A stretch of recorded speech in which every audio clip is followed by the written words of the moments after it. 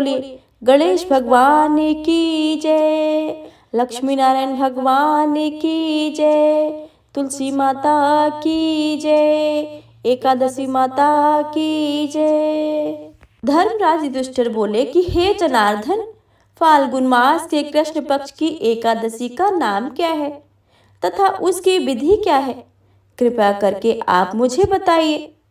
श्री भगवान बोले कि हे राजन, फाल्गुन मास के कृष्ण पक्ष की एकादशी का नाम विजया एकादशी है। इसके व्रत के प्रभाव से मनुष्य को विजय प्राप्त होती है। यह सब व्रतों में उत्तम व्रत है। इस विजय एकादशी के महत्म के श्रवण से, पठन से समस्त पाप नष्ट हो जाते हैं। एक समय देवर्षि नारद जी जगत पिता ब्रह्मा जी से कहा, हे महाराज, आप मुझसे फाल्गुन मास के कृष्ण पक्ष की एकादशी का विधान का वर्णन कीजिए। ब्रह्मा जी कहने लगे कि हे नारद, विजय एकादशी का व्रत पुराने तथा नए पापों को नाश करने वाला है। इस विजय एकादशी की विधि मैंने आज तक किसी से भी नहीं कही है। यह व्रत समस्त पापों को, समस्त मनुष्यों को विजय प्रदान करने वाला है। त्रेता युग में मर्यादा पुरुषोत्तम श्री रामचंद्र जी को जब 14 वर्ष का वनवास हो गया, तब वे श्री राम, लक्ष्मण और तथा सीता जी सहित पंचवटी में निवास करने लगे। वहां पर दुष्ट रावण ने जब सीता माता जी का हरण कर लिया, तब इस समाचार से श्री रामचंद्र जी और लक्ष्मण अत्यंत व्याकुल हुए और सीता जी की खोज में चल दिए। घूमते घूमते जब वे मरणासत्र जटायु के पास पहुंचे, तो जटायु उन्हें सीता जी का वृतांत सुनाकर स्वर्गलोक चले गए। कुछ आगे जाकर उनको सुग्रीव से मित्रता हुई और वाली का वध किया। हनुमान जी ने लंका में जाकर सीता जी का पता लगाया और उनसे श्री रामचंद्र जी और सुग्रीव की मित्रता का वर्णन किया। वहां से लौटकर हनुमान जी ने भगवान श्री राम के पास आकर सब समाचार कहा। श्री रामचंद्र जी ने वानर सेना सहित सुग्रीव की संपत्ति से लंका को प्रस्थान किया। जब श्री रामचंद्र जी समुद्र के किनारे पहुंचे, तब उन्होंने मगरमच्छ आदि से युक्त उस अगाध समुद्र को देखकर लक्ष्मण जी से कहा कि इस समुद्र को हम पार कैसे कर पाएंगे। श्री राम लक्ष्मण जी ने कहा कि पुराणिक पुरुषोत्तम, आप आदि पुरुष हो, सब कुछ जानते हो। यहाँ से आधा योजन दूर पर कुमारी द्वीप में बकलदालभ नाम से मुनि रहते हैं। उन्होंने अनेक ब्रह्म देखे हैं। आप उनके पास जाकर उनका इसका कुछ उपाय पूछिए। लक्ष्मण जी के इस प्रकार के वचन सुनकर श्री रामचंद्र जी बकदालभ ऋषि के पास पहुंचे और उनको प्रणाम करके बैठ गए। मुनि ने उनको मनुष्य रूप धारण किए हुए पुराण पुरुषोत्तम समझकर उनसे पूछा कि हे राम, आपका आना कैसे हुआ? श्री रामचंद्र जी कहने लगे कि हे ऋषि, मैं अपनी सेना सहित यहाँ आया हूँ और राक्षसों को जीतने के लिए लंका जा रहा हूँ। आप कृपा करके समुद्र पार करने का कोई उपाय बतलाइए। मैं इसी कारण से आपके पास आया हूँ। बकदालभ ऋषि बोले कि हे राम, फाल्गुन मास के कृष्ण पक्ष की एकादशी का उत्तम व्रत करने से निश्चय ही आपकी विजय होगी। साथ ही आप समुद्र भी अवश्य ही पार कर लेंगे। इस व्रत की विधि यह है कि दशमी के दिन स्वर्ण, चांदी, तांबा या मिट्टी का एक घड़ा बनाएं। उस घड़े को जल में भरकर तथा 5 पल्लव रखकर वेदिका पर स्थापित करें। उस घड़े के नीचे सतनजा और ऊपर जौ रखें। उस पर श्री नारायण भगवान की स्वर्ण या मूर्ति रखें।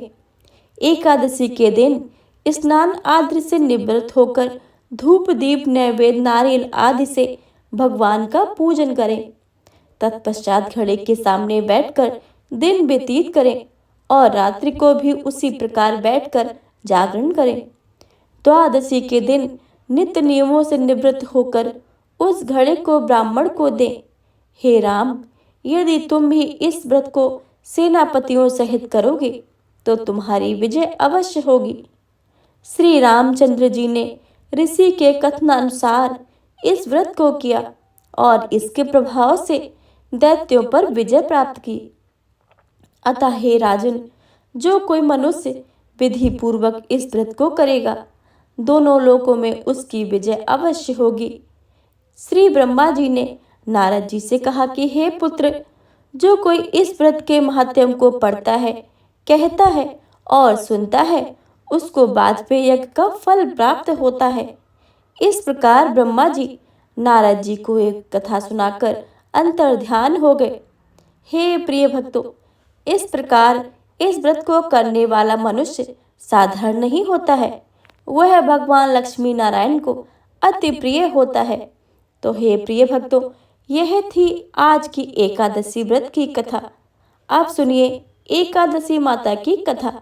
तो प्रेम से बोलिए लक्ष्मी नारायण भगवान की जय, एकादशी माता की जय।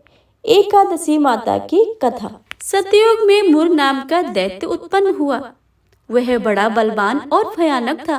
उस प्रचंड दैत्य ने इंद्र, आदित्य, वसु, वायु, अग्नि आदि सभी देवताओं को पराजित करके भगा दिया।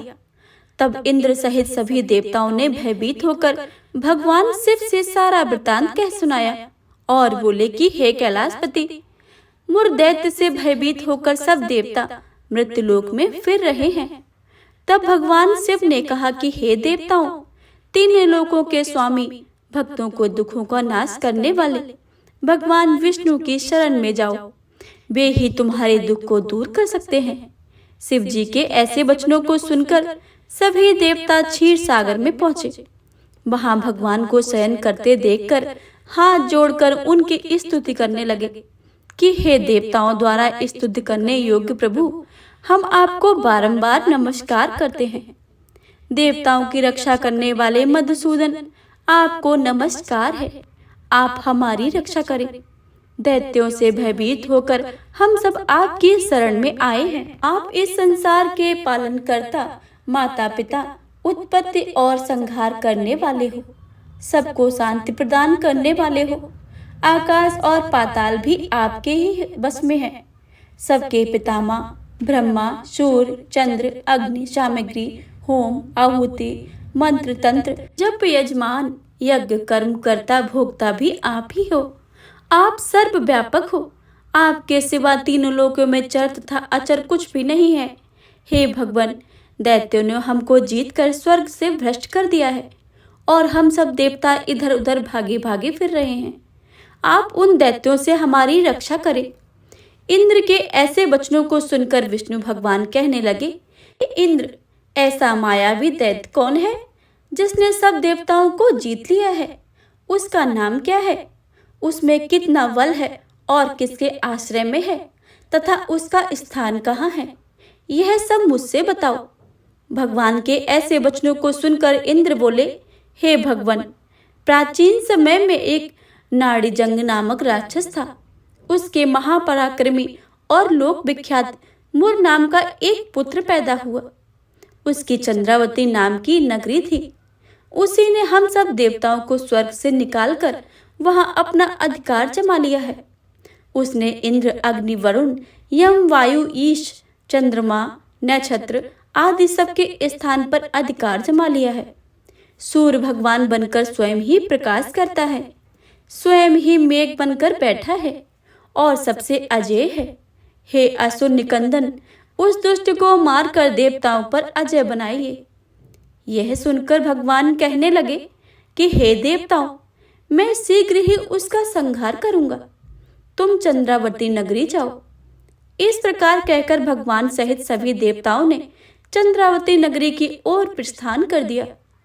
उस समय जब दैत्य मुर सेना सहित युद्ध भूमि में गरज रहा था, उसकी भयानक गर्जना सुनकर सभी देवता भय के मारे चारों ओर दिशाओं में भागने लगे। जब स्वयं भगवान रणभूमि में आए तो दैत्य उन पर भी अस्त्र शस्त्र आयुध लेकर दौड़े। भगवान ने उन्हें सर्प के समान अपने बाणों से बींध डाला। बहुत से दैत्य मारे गए, केवल मुर बच गया था। वह अविचल भाव से भगवान के साथ युद्ध करता रहा। भगवान जो थी छुड़बाड़ चलाते, उसके लिए पुष्प सिद्ध होता। उसका शरीर छिन्न भिन्न हो गया, किंतु वह लगातार युद्ध करता रहा। दोनों के बीच मल्ल युद्ध भी हुआ। 10,000 वर्ष तक उनका युद्ध चलता रहा, किंतु मुर नहीं मरा। थककर भगवान बद्रिक आश्रम चले गए। वहां हेमवती नामक सुंदर गुफा थी। उसमें विश्राम करने के लिए उन भगवान उसके अंदर प्रवेश कर गए। वह गुफा 12 योजन लंबी थी और उसका एक ही द्वार था। विष्णु भगवान वहां योग निद्रा के रूप में सो गए। मुर भी पीछे पीछे आ गया और भगवान को सोया देखकर मारने को उद्यत हुआ। तभी भगवान के शरीर से एक उज्जवल कांतिमय रूप वाली देवी प्रकट हुई। देवी ने राक्षस मुर को ललकारा और युद्ध किया और उसे तत्काल मौत के घाट उतार दिया। श्री हरि जब योग निद्रा की नींद से उठे तो सब बातों को जानकर उस देवी से कहा कि आपका जन्म एकादशी के दिन हुआ है, अतः आप उत्पन्ना एकादशी के नाम से पूजित होगी। आपके भक्त वही होंगे जो मेरे भक्त हैं, और जो एकादशी का व्रत करेंगे वह मनुष्य मुझे सदा ही प्रिय रहेंगे, और जो एकादशी की कथा सुनेंगे वह सदा सर्वदा स्वर्ग में वास करेंगे। तो प्रेम से बोलिए श्री हरि भगवान विष्णु की जय, एकादशी माता की जय, सभी देवी देवताओं की जय। एकादशी माता की अगली कथा के अनुसार गालक मुनि का भद्रशील नाम का एक पुत्र था। भद्रशील ने छोटी उम्र से ही एकादशी व्रत का पालन करना शुरू कर दिया। मुनि ने उन्हें ऐसा करने के लिए कहा नहीं था। एक बार मुनि ने भद्रशील से पूछा कि उन्हें इस व्रत करने को किसने कहा है। भद्रशील ने कहा कि मैं कई जन्मों से एकादशी व्रत करता आ रहा हूँ। आमतौर पर किसी को भी पिछला जन्म याद नहीं रहता। जब तक आप माँ के गर्भ में होंगे तब तक आपको अपने पिछले जन्मों की याद रहेगी, लेकिन जन्म से ठीक पहले वह स्मृति मिट जाती है। लेकिन भद्रशील को अपने पिछले जन्म की याद उस समय भी थी। यह एकादशी व्रत की शक्ति थी जिसका वे पालन करते थे। वे एक पूर्व जन्म में धर्मकीर्ति नाम के राजा थे। धर्मकीर्ति बहुत ही क्रूर था। उसे कोई पसंद नहीं करता था। ऐसा कोई पाप नहीं था जो उसने नहीं किया हो। एक बार वह अपने सैनिकों के साथ शिकार खेलने गया। उसने एक हिरण को देखा और अपने सैनिकों को उस हिरण को चारों ओर से घेरने के लिए कहा। राजा ने कहा कि जो भी हिरण को भागने देगा उसका पूरा परिवार मार डाला जाएगा। हिरण ने यह सुना और सोचा, सैनिक, मैं उनमें से किसी को भी कुछ नहीं होने दूंगा। हिरण राजा के पास से निकल भागा। राजा ने हिरण का पीछा किया। सूर्यास्त होते होते राजा एक घने जंगल के अंदर फंस गया। हिरण कहीं दिखाई नहीं दे रहा था। राजा ने एक पेड़ के नीचे रात बिताई। उसने दिन भर में कुछ नहीं खाया था और चारों ओर से खतरनाक जानवरों के गुर्राने की आवाज सुनाई दे रही थी। वह सो भी नहीं सका।